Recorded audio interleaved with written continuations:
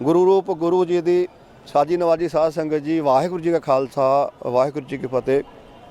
सो साध संगत जी, आप जी के नाल अज फिर इस महान पवित्र स्थान ते सतगुरां की महान कृपा नाल इत्थे पहुँचे हाँ, जिथे कि महाराज जी की गुरबाणी का जो पवित्र प्रवाह चल रहा है।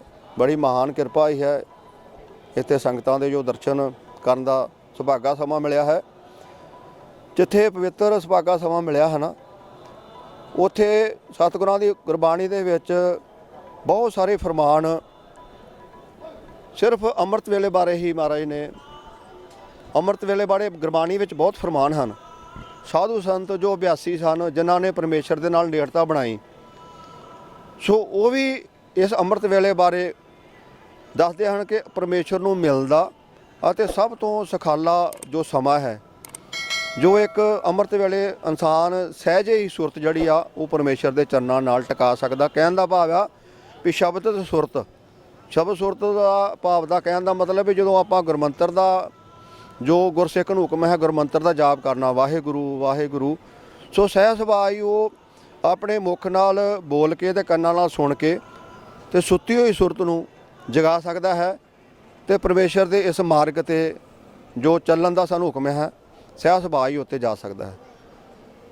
सो इहदे विच इस अमृत वेले बारे जिथे बहुत सारे साधु संतां ने तकीद भी की आ, गुरबाणी दे विच बहुत सारे गुरमुखां नूं इस बारे परमेश्वर ने अमृत वेले बारे जिहड़ा अमृत वेले दा जो सुख है, जो साधन अमृत वेले प्राप्त हुंदे हैं, उस बारे दस्सिया है। उत्थे ही भाई गुरदास जी ने इस अमृत वेले बारे बहुत खोल के व्याख्या की है। भाई गुरदास जी अपने पवित्र जो रचना है उस दसते हैं कि जिस तरह गंगा जो एक पवित्र उत्थे इशनान करन नूं पवित्र मन्निया जाता है गंगा के तट ते, क्योंकि सदियां तो ही इहदा जो पवित्रता है मन्नी गई है। सो भाई गुरदास जी दसते हैं ना, ठीक है गंगा बहुत पवित्र है, कोई शक नहीं, पर वो कहते कि जो मनुख अमृत वेले उठ के इशनान करके किसी खास जगह ते जिथे कि परमेश्वर नूं आराधन वास्ते बनाई होए, चाहे वो गुरुद्वारा साहिबान होवे जां अपने घर विच जगह बनाई होवे जां जिथे किते भी जुड़न वास्ते वो निता प्रति उठ के बैठ जाता है ना।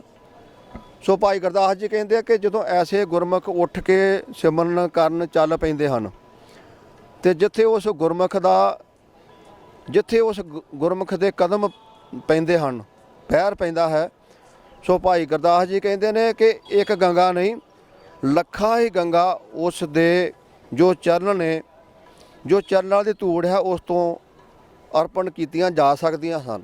इन्नी वडियाई भाई गुरदास जी अमृत वेले दी एक गुरमुख दे प्रथाएं दसदे ने कि अमृत वेले दे विच कुदरत जो अपना प्यार है वो मनुखा दे ही वास्ते, साधु वास्ते, संतां वास्ते अमृत वेला एक अमृत वेले जुड़ना जिहड़ा है वो बहुत उच्चा ते सुच्चा मन्निया गया है। इसे चीज़ नूं गुरमुख की करते हैं, संभाल लेंदे हैं ते गुरमुख संभाल के अमृत वेला कदी भी अजाई नहीं जान दिंदे। चाहे दुख होवे सुख होवे, जिंदगी के कई तरह इक्के दे पड़ाव आउंदे हन, पर इस वेले नूं अजाई जान नहीं दिंदे। सो की करते हैं गुरमुख, रात के चौथे अमृत वेले दा कहण दा भाव है रात के शुरुआत दे विच टाइम दे नाल सौ जांदे हन ते आराम विच हो के ते जदों तकरीबन 3 घंटे रात का समा रह जाता है, उठ के इशनान करके ते जुड़ते हैं परमेश्वर की उस कला दे विच जिसनों के तो जिस भी मनुख के अंदर उस परमेश्वर नूं वाहिगुरू नूं अकाल पुरख नूं मिलदी तड़फ होई आ, उसने कभी भी अपने जीवन दे विच अमृत वेला जिहड़ा वो विसर नहीं दिता। महाराज दी बाणी च फरमान है, आखां जीवां विसरे मर जाओ, आखां औखा साचा नाओ। सो जो अमृत वेले परमेश्वर का जपिया नाम आ वो थाएं पैंदा है। सो एक बारी ऐसा समा बनया कि संत सिंह मस्कीन जी उन्हां दे कोल असीं बैठे सी, इत्थे महाराज के स्थान के लागे उन्हां दा स्थान सी मस्कीन कुटिया, तो उन्होंने कोई विचार की कि इत्थे एक गुरमुख आउंदे ने, वो बड़े महाराज के प्यारे ने। सो मैं भी उन्होंने एड्रैस का पता किया ਕਿਉਂਕਿ ਮਸਕੀਨ ਜੀ ਦੇ ਨਾਲ ਰਹਿਣ ਦਾ ਕਾਰਨ ਇਹੋ ਸੀ, ਕੋਈ ਨਾ ਕੋਈ ਗੁਰਮੁਖ ਪਿਆਰੇ ਮਿਲਦੇ ਰਹਿੰਦੇ ਸਨ, ਇੱਕ ਚਾਹ ਸੀ ਮਨ ਦੇ ਵਿੱਚ। ਸੋ ਉਹਨਾਂ ਨੇ ਕੀ ਦੱਸਿਆ, ਉਹ ਉਸ ਜਿਨ੍ਹਾਂ ਬਾਰੇ ਮਸਕੀਨ ਜੀ ਗੱਲ ਕਰਦੇ ਸੀ ਉਹਨਾਂ ਦਾ ਮੈਂ ਐਡਰੈਸ ਲੈ ਕੇ ਨਾ ਜੀ, ਸਾਧ ਸੰਗਤ ਜੀ ਮੈਂ ਘਰ ਪਹੁੰਚਾ ਉਹਨਾਂ ਦੇ ਵੀ ਉਹ ਗੁਰਮੁਖ ਕਿੱਥੇ ਮਿਲਦੇ ਨੇ, ਕਿੱਥੇ ਮਿਲ ਸਕਦੇ ਨੇ। ਸੋ ਉਹ ਰਣਜੀਤ ਐਵਨਿਊ ਉਹਨਾਂ ਦੀ ਰਿਹਾਇਸ਼ ਸੀ, ਉਹ ਐਸਪੀ ਹੀ ਪੁਲਿਸ ਦੇ ਵਿੱਚ, ਤੇ ਢਿੱਲੋਂ ਉਹਨਾਂ ਦੀ ਕਾਸਟ ਢਿੱਲੋਂ ਸਾਹਿਬ। ਸੋ ਉਹ ਵੇਖੋ ਉਹਨਾਂ ਦੇ ਮੈਂ ਘਰ ਪਹੁੰਚਾ, ਉੱਥੇ ਕੀ ਭਾਣਾ ਹੋਇਆ, ਕੀ ਵਰਤਿਆ। ਸੋ ਉਹਨਾਂ ਦੇ ਘਰ ਜਾ ਕੇ ਮੈਂ ਬੈਠ ਗਿਆ, ਮੈਂ ਦੱਸਿਆ ਜੀ ਮੈਂ ਮਸਕੀਨ ਜੀ ਉਹਨਾਂ ਵੱਲੋਂ ਆਇਆ। ਉਹਨਾਂ ਨੇ ਬਹੁਤ ਤਰੀਕੇ ਦੇ ਨਾਲ ਭਾਇਆ ਘਰ, ਤੇ ਆਪਣੇ ਪਰਿਵਾਰ ਨੂੰ ਕਿਹਾ ਵੀ ਚਾਹ ਪਾਣੀ, ਚਲੋ ਬੈਠੇ ਆ ਚਾਹ ਪਾਣੀ ਦਾ। ਉਹਨਾਂ ਨੇ ਚਾਹ ਪਾਣੀ ਆਪਾਂ ਛਕਣ ਲੱਗੇ ਆ। ਸੋ ਜੇ ਤਾਂ ਮਕਸਦ ਵਾਸਤੇ ਮੈਂ ਗਿਆ ਸੀ, ਮੈਂ ਸ਼ੁਰੂ ਕਰਤੀ ਗੱਲ। ਮੈਂ ਉਹਨਾਂ ਨੂੰ ਕਿਹਾ ਜੀ ਮੈਨੂੰ ਕੁਝ ਅੰਮ੍ਰਿਤ ਵੇਲੇ ਬਾਰੇ ਦੱਸੋ, ਬਸ ਇੰਨਾ ਬਚਨ ਹੀ ਉਹਦੇ ਨਾਲ ਕੀਤਾ ਉਹਨਾਂ ਨਾਲ। ਅਤੇ ਜੋ ਉੱਥੇ ਮੈਂ ਵੇਖਿਆ ਨਾ, ਤੇ ਉਹ ਮੈਂ ਹੁਣ ਦੱਸ ਨਹੀਂ ਸਕਦਾ, ਦੱਸਣ ਦੀ ਕੋਸ਼ਿਸ਼ ਕਰੂੰਗਾ ਵੀ ਕੀ ਉੱਥੇ ਹੋਇਆ ਵਾ। ਬੜੀ ਹੈਰਾਨਗੀ ਵਾਲਾ ਉਹ ਸਮਾਂ ਬਣਿਆ। ਸੋਫੇ 'ਤੇ ਬੈਠੇ ਸੀ, ਚਾਹ ਦਾ ਕੱਪ ਟੇਬਲ 'ਤੇ ਪਿਆ ਸੀ, ਉਹਨਾਂ ਦਾ ਵੀ ਮੇਰਾ ਵੀ। ਮੈਂ ਕਿਹਾ ਜੀ ਅੰਮ੍ਰਿਤ ਵੇਲੇ ਬਾਰੇ ਕੁਝ ਦੱਸੋ। ਉਹ ਇਸੇ ਤਰੀਕੇ ਨਾਲ ਦੋਵੇਂ ਹੱਥ ਮੂੰਹ ਨੂੰ ਲੈ ਕੇ ਆਉਂਦੇ, ਉਹ ਇੰਨਾ ਵਿਰਾਗ 'ਚ ਆਏ ਆ ਵੀ ਐਡੇ ਪੜ੍ਹੇ ਲਿਖੇ, ਐਡੇ ਸੂਝਵਾਨ ਸਿਆਣੇ ਪੁਰਸ਼ ਹੋਣ ਦੇ ਨਾਲ ਵੀ ਉਹ ਇੰਨਾ ਵਿਰਾਗ 'ਚ ਆਏ ਆ, ਕਹਿਣ ਦਾ ਭਾਵ ਰੋਏ ਆ ਪਈ। ਸੋਫੇ ਤੋਂ ਕਿੰਨੇ ਇੰਚ ਉਹ ਉੱਪਰ ਹੋ ਕੇ ਉੱਠਦੇ ਸੀ, ਉਹ ਹੋ ਕਰਕੇ ਰੋਏ ਆ। ਅਤੇ ਮੈਂ ਥੋੜ੍ਹਾ ਜਿਹਾ ਹੈਰਾਨ ਵੀ ਹੋਇਆ, ਅਤੇ ਨਾਲ ਮੈਨੂੰ ਖੁਸ਼ੀ ਵੀ ਹੋਈ ਆ ਵੀ ਜੋ ਚੀਜ਼ ਮੈਂ ਪੁੱਛਣ ਆਇਆ ਸੀ ਸ਼ਾਇਦ ਉਹ ਤੋਂ ਜ਼ਿਆਦਾ ਤੇ ਮੈਨੂੰ ਇਹਨਾਂ ਦੱਸ ਵੀ ਦਿੱਤਾ। ਕਹਿਣ ਦਾ ਭਾਵ ਹੈ ਕਿ ਜੋ ਮੁੱਖ ਨਾਲ ਨਹੀਂ ਬੋਲ ਸਕਦੇ ਤੇ ਉਹ ਤੇ ਇਹਨਾਂ ਦੱਸ ਵੀ ਦਿੱਤਾ, ਕਿਉਂਕਿ ਮਹਾਰਾਜ ਦੀ ਪਵਿੱਤਰ ਬਾਣੀ ਦੇ ਵਿੱਚ ਫਰਮਾਨ ਵੀ ਹੈਗਾ ਨਾ ਵੀ ਗੂੰਗਾ ਜਦੋਂ ਗੁੜ ਖਾ ਲੈਂਦਾ ਵਾ ਤੇ ਉਹਨੂੰ ਪੁੱਛੀਏ ਤੇ ਉਹ ਗੂੰਗਾ ਗਾੜੀਓ ਕੀ ਕਹਿ ਸਕਦਾ। ਤੇ ਉਹ ਜਦੋਂ ਇੰਨਾ ਵਿਰਾਗ ਚ ਆਇਆ, ਰੋ ਰੋ ਕੇ ਫਿਰ ਕੁਝ ਚਿਰ ਬਾਅਦ ਜਦੋਂ ਸ਼ਾਂਤ ਹੋਏ ਆ, ਸੋ ਮੈਂ ਪੁੱਛਣ ਦੀ ਫਿਰ ਦੁਬਾਰਾ ਕੋਸ਼ਿਸ਼ ਨਹੀਂ ਕੀਤੀ, ਕਿਉਂਕਿ ਜਿਸ ਤਰੀਕੇ ਨਾਲ ਉਹਨਾਂ ਨੇ ਵਿਰਾਗ ਚ ਆ ਕੇ ਦੱਸ ਦਿੱਤਾ ਨਾ, ਕਹਿਣ ਦਾ ਭਾਵ ਉਹਨਾਂ ਨੇ ਦੱਸਿਆ, ਇਹ ਦੱਸ ਦਿੱਤਾ ਵੀ ਅੰਮ੍ਰਿਤ ਵੇਲੇ ਨੂੰ ਖਿਜਾਉਣਾ। ਉਹ ਦੱਸ ਗਏ ਆਪਣੇ ਇਸ ਇਸ਼ਾਰੇ ਦੇ ਵਿੱਚ ਵੀ ਅੰਮ੍ਰਿਤ ਵੇਲੇ ਨੂੰ ਖਿਜਾਉਣਾ ਕਿੱਡੀ ਵੱਡੀ ਅਗਿਆਨਤਾ ਹੈ ਮਨੁੱਖ ਦੀ, ਇਸ ਨੂੰ ਸੰਭਾਲਣਾ ਹੀ। ਕਹਿਣ ਦਾ ਭਾਵ ਹੈ ਉਹਨਾਂ ਨੇ ਜੋ ਪਰਮੇਸ਼ਰ ਦੇ ਦਰ ਤੋਂ ਜੋ ਵੀ ਆਨੰਦ ਉਹਨਾਂ ਨੇ ਜੀਵਨ ਵਿੱਚ ਆਇਆ, ਜਿਸ ਦੇ ਬਾਰੇ ਮਸਕੀਨ ਜੀ ਵਿਖਿਆਨ ਕਰਦੇ ਸਨ, ਸੋ ਉਹਨਾਂ ਦਾ ਢਿੱਲੋਂ ਸਾਹਿਬ ਦਾ ਕਹਿਣ ਦਾ ਭਾਵ ਇਹ ਸੀ ਵੀ ਉਹ ਅੰਮ੍ਰਿਤ ਵੇਲੇ ਇਹ ਸਾਰਾ ਕੁਝ ਵਰਤਦਾ। ਕਿਉਂਕਿ ਅੰਮ੍ਰਿਤ ਵੇਲੇ ਦਾ ਇੱਕ ਹੋਰ ਵੀ ਕਾਰਨ ਹੈ, ਬਹੁਤ ਸਾਰੇ ਕਾਰਨ ਹੈ, ਇਹਨਾਂ 'ਚੋਂ ਇੱਕ ਕਾਰਨ ਇਹ ਹੈ ਕਿ ਜਦੋਂ ਸ਼ਾਮ ਦੇ ਸਮੇਂ ਕੋਈ ਬੰਦਾ ਜੋ ਨਵਾਂ ਇਸ ਆਰਾਧਨਾ ਪਰਮੇਸ਼ਰ ਦੀ ਆਰਾਧਨਾ 'ਚ ਚੱਲਦਾ ਹੈ, ਸੋ ਸੰਸਾਰੀ ਤੌਰ 'ਤੇ ਜੋ ਇੱਥੇ ਸੰਸਾਰ ਦੇ ਵਿੱਚ ਵਿਚਾਰ ਚੱਲਦੇ ਹਨ, ਉਹ ਵਿਚਾਰ ਜਿਸ ਤਰ੍ਹਾਂ ਉਸ ਦੇ ਸਿਮਰਨ ਦੇ ਵਿੱਚ ਸਟਾਰਟਿੰਗ ਦੇ ਵਿੱਚ ਕਾਫੀ ਵਿਘਨ ਪਾਉਂਦੇ ਹਨ। ਜੋ ਨਵਾਂ ਅਭਿਆਸੀ ਹੈ, ਜਦੋਂ ਉਸ ਅਭਿਆਸੀ ਸਿਮਰਨ ਭਗਤੀ ਵਿੱਚ ਪਰਪੱਕ ਹੋ ਜਾਂਦਾ ਹੈ, ਤਾਂ ਕਹਿਣ ਦਾ ਭਾਵ ਉਸ ਵੇਲੇ ਤੇ ਹਰ ਸਮੇਂ ਉਸ ਦੀ ਜ਼ਿੰਦਗੀ ਦਾ ਅੰਮ੍ਰਿਤ ਵੇਲਾ ਹੀ ਹੈ। ਸੋ ਅੰਮ੍ਰਿਤ ਵੇਲੇ ਇਸ ਨਵੇਂ ਬੰਦੇ ਨੂੰ ਸਿਮਰਨ ਦੇ ਵਿੱਚ ਜੁੜਨ ਦੇ ਵਿੱਚ ਸਮਾਂ ਹੀ ਉਹਦੀ ਬਹੁਤ ਹੈਲਪ ਕਰ ਦਿੰਦਾ ਹੈ। ਉਸ ਨੂੰ ਪਤਾ ਚੱਲ ਜਾਂਦਾ ਹੈ ਕਿ ਅੰਮ੍ਰਿਤ ਵੇਲੇ ਜੋ ਮੈਂ ਬਹਿ ਕੇ ਸਿਮਰਨ ਪਰਮੇਸ਼ਰ ਦਾ ਕੀਤਾ, ਉਸ ਨੂੰ ਸਹਿਜ ਸੁਭਾਅ ਪਤਾ ਚੱਲ ਜਾਂਦਾ ਹੈ।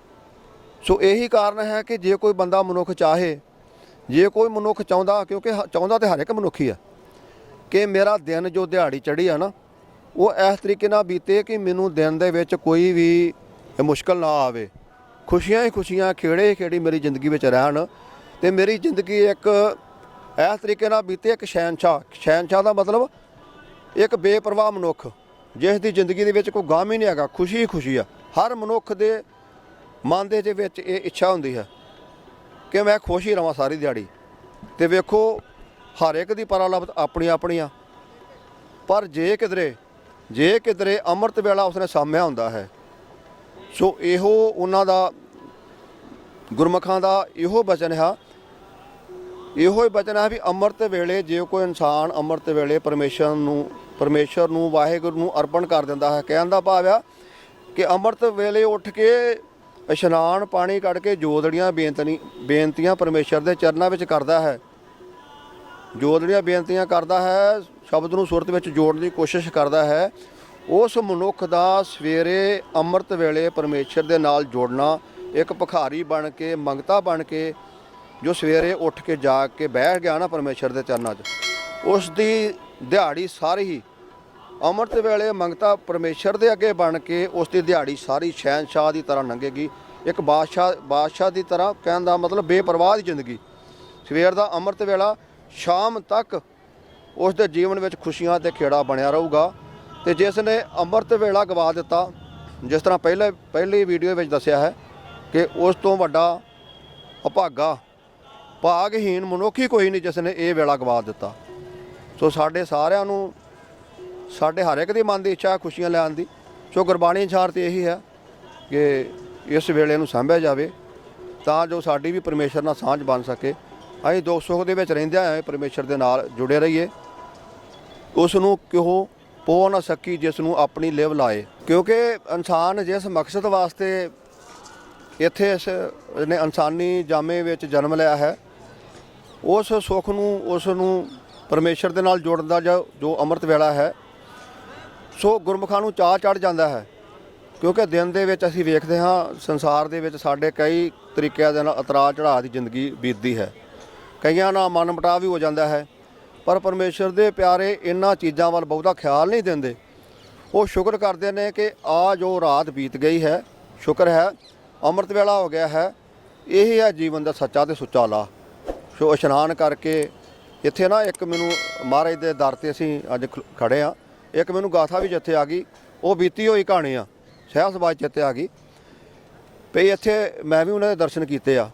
ਇੱਥੇ 84 ਤੋਂ ਪਹਿਲਾਂ ਨਾ ਇੱਥੇ ਇੱਕ ਹੈਗੇ ਸੀ, ਉਹਨਾਂ ਦਾ ਪਹਿਰਾਵਾ ਇੱਦਾਂ ਦਾ ਸੀ, ਬਾਊ ਜੀ ਸੀ, ਉਹ ਧੋਤੀ ਪਾ ਕੇ ਆਉਂਦੇ ਹੁੰਦੇ ਸੀ ਇੱਥੇ ਮਹਾਰਾਜ ਦੇ ਘਰ ਅੰਦਰ। ਅੰਮ੍ਰਿਤ ਵੇਲੇ ਜਦੋਂ ਮਹਾਰਾਜ ਦੇ ਸਵੇਰ ਵੇਲੇ ਪ੍ਰਕਾਸ਼ ਹੁੰਦਾ ਨਾ, ਉੱਥੇ ਆਉਂਦੇ ਹੁੰਦੇ ਸੀ। ਮੈਨੂੰ ਯਾਦ ਹੈ ਮੈਂ ਵੀ ਦਰਸ਼ਨ ਕੀਤੇ ਉਹਨਾਂ ਦੇ। ਅਤੇ ਵੇਖ ਲਓ ਉਹ ਇੰਨੇ ਨਿਤਨੇਮੀ ਸਨ ਕਿ ਉਹਨਾਂ ਦੇ ਪਰਿਵਾਰ ਨੇ ਜਦੋਂ ਦਰਬਾਰ ਸਾਹਿਬ 'ਤੇ ਇਹ ਅਟੈਕ ਹੋਇਆ ਨਾ, ਸਮਾਂ ਆਇਆ, ਪਰਿਵਾਰ ਨੇ ਕਿਹਾ ਵੀ ਤੁਸੀਂ ਉੱਥੇ ਇੱਦਾਂ ਸਮਾਂ ਚੱਲ ਰਿਹਾ, ਬੜੀ ਮੁਸ਼ਕਿਲ ਆ, ਅਤੇ ਤੁਸੀਂ ਨਾ ਜਾਓ ਕਿਉਂਕਿ ਉੱਥੇ ਕੁਛ ਵੀ ਹੋ ਸਕਦਾ। ਉੱਥੇ ਹੋ ਸਕਦਾ ਕੋਈ ਇੱਦਾਂ ਦਾ ਹੋਵੇ ਸਮਾਂ ਵੀ ਤੁਹਾਡਾ ਨੁਕਸਾਨ ਹੀ ਹੋ ਜਾਵੇ। ਅਤੇ ਜੋ ਉਹਨਾਂ ਦੇ ਵੇਖੋ, ਮੈਂ ਤਾਂ ਬਚਨ ਹੀ ਕਹਾਂਗਾ, ਕਿਉਂਕਿ ਬਚਨ ਉਸ ਬੰਦੇ ਦੇ ਹੁੰਦੇ ਜੋ ਪਰਮੇਸ਼ਰ ਦੇ ਨਾਲ ਪਿਆਰ ਰੱਖਦਾ, ਅਤੇ ਆਮ ਬੰਦੇ ਦੀ ਤਾਂ ਗੱਲ ਹੀ ਹੁੰਦੀ ਹੈ। ਸੋ ਉਸਨੇ ਆਪਣੇ ਪਰਿਵਾਰ ਨੂੰ ਕੀ ਕਿਹਾ, ਉਸਨੇ ਕਿਹਾ ਵੀ ਉੱਥੇ ਗੁਰੂ ਘਰ ਜਾ ਕੇ, ਦਰਬਾਰ ਸਾਹਿਬ ਜਾ ਕੇ, ਅਤੇ ਜੇ ਮੇਰਾ ਸਰੀਰ ਦਾ ਮੇਰਾ ਕੋਈ ਨੁਕਸਾਨ ਹੋ ਜਾਂਦਾ ਨਾ, ਕਹਿਣ ਦਾ ਭਾਵ ਹੈ ਕਿ ਮੈਨੂੰ ਕੋਈ ਗੋਲੀ ਲੱਗ ਜਾਂਦੀ ਆ, ਕੋਈ ਇੱਦਾਂ ਦਾ ਨੁਕਸਾਨ ਹੋ ਜਾਂਦਾ, ਸੋ ਉਹਨਾਂ ਕਿਹਾ ਵੀ ਮੈਂ ਆਪਣੇ ਆਪ ਨੂੰ ਬੜਾ ਭਾਗਾਂ ਵਾਲਾ ਸਮਝਾਂਗੇ। ਜੇ ਗੁਰੂ ਘਰ ਹੀ ਮੇਰਾ ਸਰੀਰ ਛੁੱਟ ਜਾਵੇ ਅਤੇ ਮੈਂ ਆਪਣੇ ਆਪ ਨੂੰ ਬਹੁਤ ਵੱਡਿਆਂ ਭਾਗਾਂ ਵਾਲਾ ਸਮਝਾਂਗਾ। ਸੋ ਵੇਖ ਲਓ ਉਹਨਾਂ ਦਾ ਪਿਆਰ। ਸੋ ਇਹ ਪਿਆਰ, ਐਡਾ ਵੱਡਾ ਪਿਆਰ ਵੇਖੋ, ਜੋ ਆਨੰਦ ਉਹਨਾਂ ਨੂੰ ਮਿਲਿਆ। ਅਤੇ ਉਹਨਾਂ ਨੇ ਗੁਰੂ ਘਰ ਕਿਹਾ ਵੀ ਜੋ ਮੈਨੂੰ ਕੋਈ ਇੱਦਾਂ ਦਾ ਸਮਾਂ ਆ ਜਾਂਦਾ ਵੀ ਮੈਂ ਗੁਰੂ ਘਰ ਜਾ ਕੇ ਸਰੀਰ ਦੀ ਸਮਾਪਤੀ ਵੀ ਹੋ ਜਾਂਦੀ ਆ, ਅਤੇ ਮੈਂ ਬੜਾ ਵਡਭਾਗੀ ਹੋਵਾਂਗਾ। ਤਾਂ ਬਹੁਤ ਸਾਰੀਆਂ ਦਾਤਾਂ ਨੇ ਉਹਨਾਂ ਗੁਰਮੁਖਾਂ ਦੀਆਂ ਜੋ ਇਹ ਅੰਮ੍ਰਿਤ ਵੇਲੇ ਨਾਲ ਜੁੜਦੇ ਨੇ। ਉਹ ਵੱਖਰੀ ਗੱਲ ਆ ਵੀ ਅਸੀਂ ਦੁਨਿਆਵੀ ਲੋਕ ਆ, ਜਦੋਂ ਉਹ ਆਪਣਾ ਬਚਨ ਸਾਡੇ ਨਾਲ ਸਾਂਝਾ ਕਰਦੇ ਆ ਅਤੇ ਅਸੀਂ ਉਹਨਾਂ ਨੂੰ ਮਜ਼ਾਕ ਦੇ ਵਿਸ਼ੇ 'ਚ ਲੈ ਜਾਂਦੇ ਹਨ।